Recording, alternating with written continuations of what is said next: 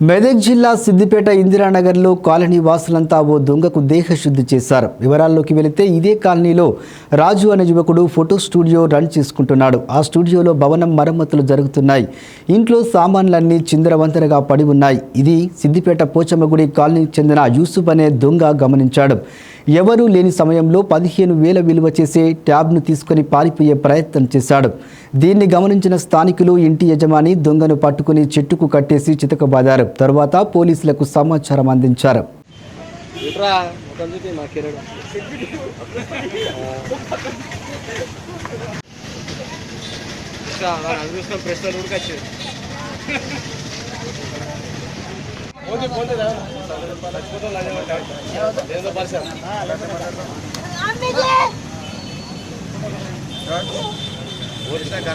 నీళ్ళు తాపిస్తారు, బిర్యానీ పెడతారా మా ఇంకెరవడే పోంది రవాణా. అరే నువ్వు పని చేస్తున్న వాళ్ళకి చెప్పలేదు కదా,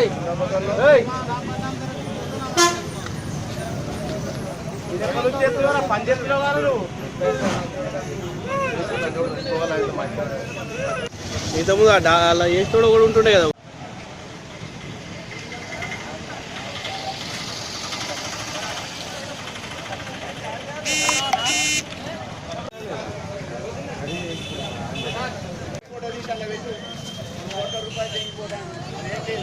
దా చెప్పుదా దా బిడ్డ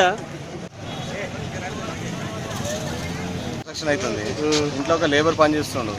అయితే నేను స్కూల్కు పిల్లల గురించి అని లంచ్ టైం అని చెప్పి వెళ్ళిపోయినా.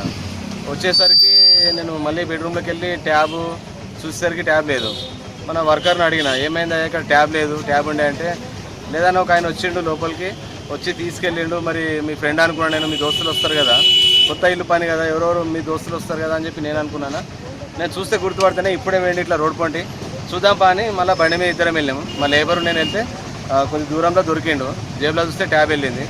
ఇక కొట్టి తీసుకొచ్చి ఇక్కడ కట్టేసిన. పిఎస్కి ఫోన్ చేసిన, పోలీసు వాళ్ళకి ఇన్ఫార్మ్ చేసిన, వచ్చి తీసుకెళ్తానని చెప్తుంది.